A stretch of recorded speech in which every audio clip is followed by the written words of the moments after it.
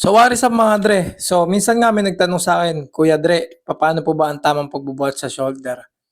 So, ganito mga Dre, pwede nyo gawin to. So, ang tawag nga dito, military press. So, medyo mahirap siya. Mas maganda nga kung meron kayong ka-gym body na mag-aalalay sa inyo tulad yan.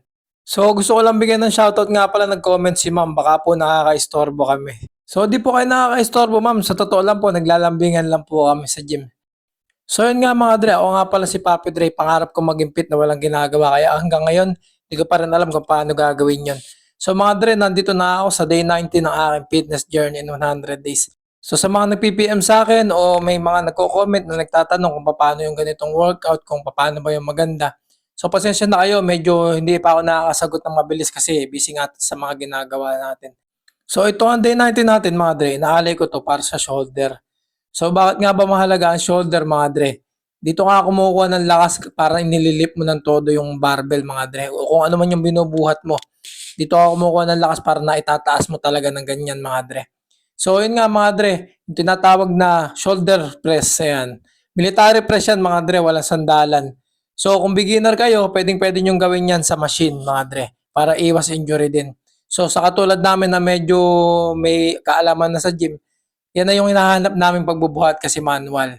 Kahit masakit sa likod dyan, masakit sa lower back, okay lang. Pagkayari mo nga tumira nun, mga dre, ito ka naman. Side laterals na nakatayo, mga dre. So, shoutout nga muna kay sir. Diyan sa ating mga ka-gmate, mga dre. So, solid talaga kayo. So, sa mga nagtatanong nga sa akin, nag-PPM, kung di ko man kaya masagot sa PM kasi marami akong ginagawa. So, Kuya Dre, anong oras ka po bumubuhat? So, 9 AM nga ako bumubuhat. So, kung gusto nyo sumabay, pwede naman. Tapos kung gusto nyo rin magpaturo about sa mga form, pwede rin naman. So, yun nga mga Dre. Ilang beses ba akong bumubuhat? Minsan, whole week ako nandun mga Dre. Sabado lang, hindi na ako nagbubuhat. So, yung program ko nga mga Dre, nakikita nyo, di ba? Apat-apat mga Dre. So, kung hindi nyo kayang sabayan, pwede naman kayong magtatlo-tatlo. Tapos pwede naman kayong kumuha ng idea sa akin kung paano yung magandang buhat mga Dre. So, isa nga lang may advice ko sa inyo mga Dre, pagka gusto nyo mag-gym talaga, gusto nyo magkaroon ng fitness journey this 2026. So, hindi biro yung pag-gym, parang commitment yan mga Dre. So, kung nagagandahan ka lang sa mga napapanood mo sa social media, nagagandahan ka lang sa napapanood mo sa TikTok, sa mga katawan, tapos nag-gym ka na, akala mo, mag-i-improve ka agad kapag nag-gym ka. 1 month, 2 month, 3 month. So, medyo matagal talaga yung proseso, lalo na kung beginner ka.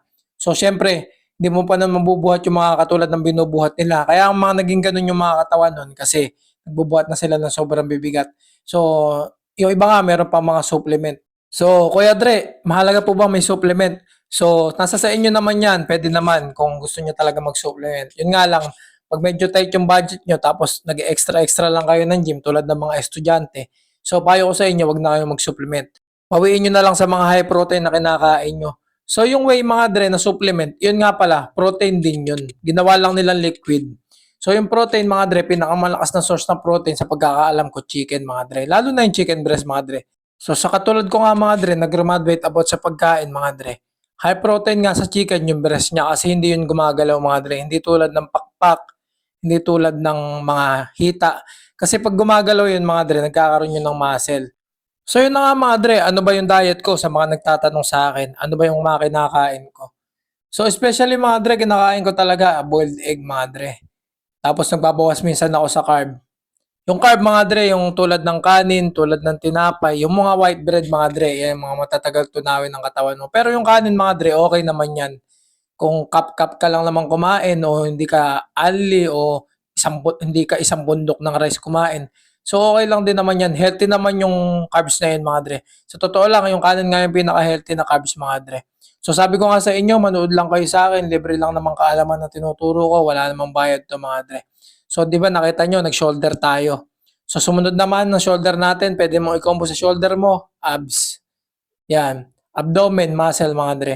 So yung mga ginagawa ko nga na workout mga Dre, nakikita nyo sa video, medyo advanced na yan. Medyo mahirap na talaga yan, lalo kung beginner ka.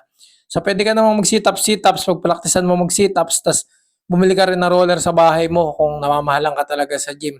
Sa roller mga Dre, maraming tinatamaan yun. Ito nga pala, sa mga nagtatanong mga Dre, ito yung roller. Halos whole body tinatamaan yan mga Dre. Halos lahat ng abs tinatamaan yan. So medyo mahirap talaga yan sa beginner yung roller na yan. Pero magagamay mo din yan mga Dre kapag matagal ka na nagro-roller tulad ko. So yun na nga mga dre, salamat nga pala sa mga bumibili sa akin ng sando mga dre, sa mga nagche-checkout. So thank you talaga sa inyo mga dre. So solid talaga kayo. So yung sando nga sa mga nagtatanong mga dre, nasa link section nga pala. I-click nyo lang yung video ko. So makikita nyo meron siyang link section na sando. So Kentucky nga yun mga dre. So solid na solid yun pan-gym mga dre. Kahit naman hindi ka nag-gym mga dre, nagja-jogging ka lang o merong into sports, gusto mong pawisan.